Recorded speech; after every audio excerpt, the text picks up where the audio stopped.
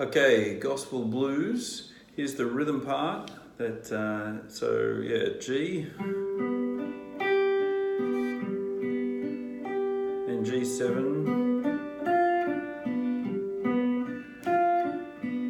up to C, then C7, then C sharp diminished,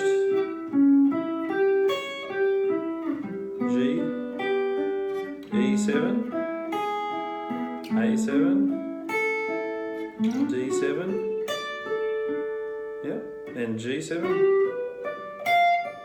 C7, G7. That last one was D augmented.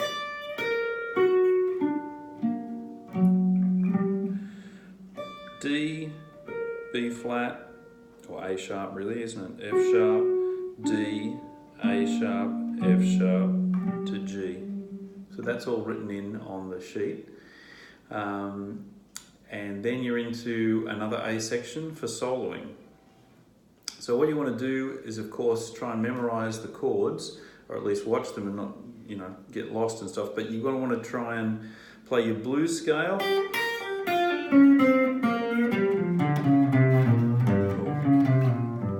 There's G, but you'll need to find that in a couple places. And then, on C, you want to kind of move to major pentatonic.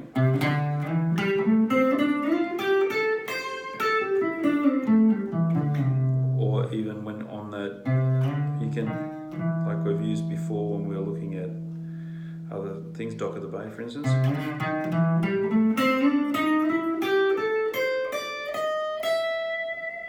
Putting that flat third in between the second and the third.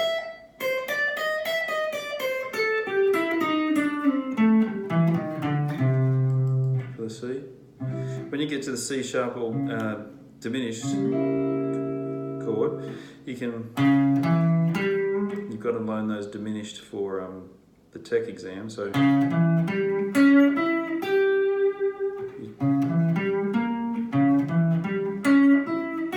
whoops.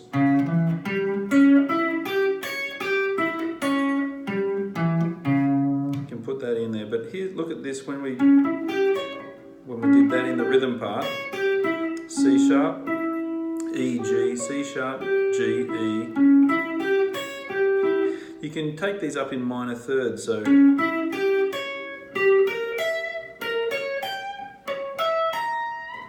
they all sound good.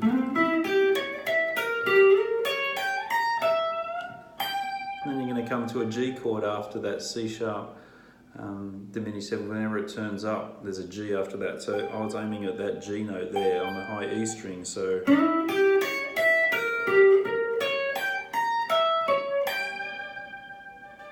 is a great way, because you also want to be aiming at knowing where you're going to go. You've got to land on a good note when it gets to the new chord.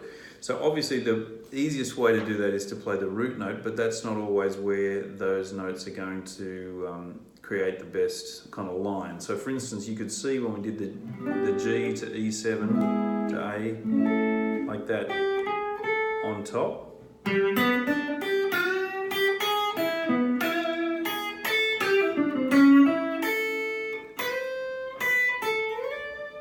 You could hear on the G chord is the G note and the arpeggio or the blues to E7. There's the flat 7 of E. A, and then to the D or to the flat 7 of D to D.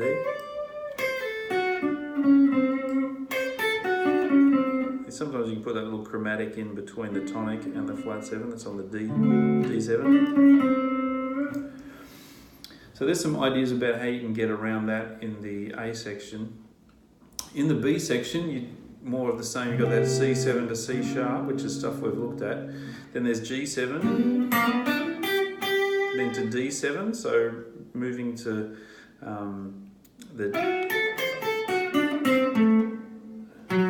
There's D7 arpeggio.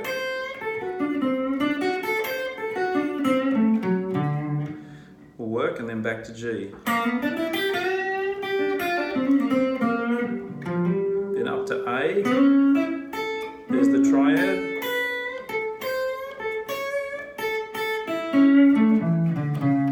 Or the blues. I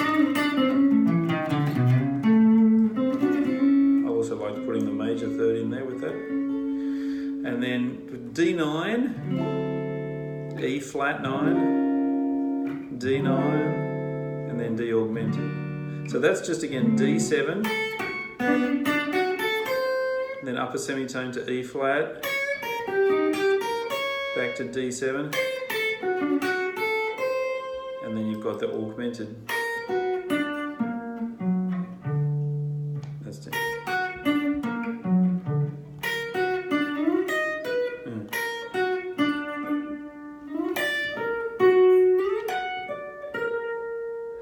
With augmenteds, make sure that, like with that shape, if you've got the sharp 5, the 3 and the 1, just move the 1, make sure there's a D in there somewhere, so there's a D, and there's a D here, so but the same shape.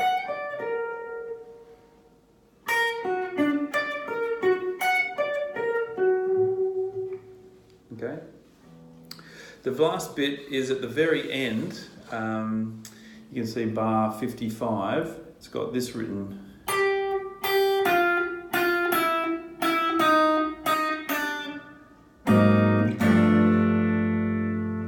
Classic blues ending.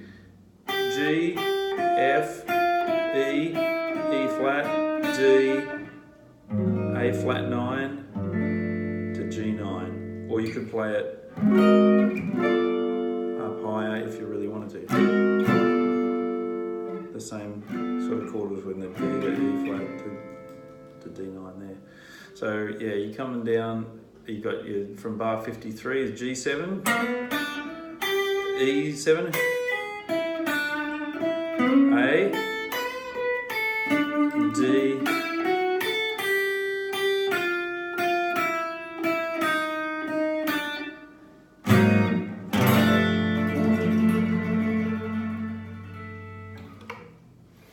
hopefully that makes some sense, gents. Yeah, just need to plan out sort of where you're going to use each of those elements and work hard on the arpeggios that you have been working on, and then linking that with your major and minor pentatonics, the blues, and lots of strong rhythms, digging in and call and response ideas. Play a phrase and have it respond.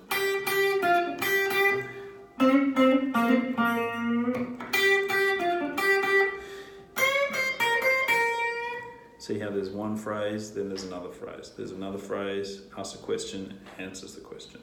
All the best with that, guys.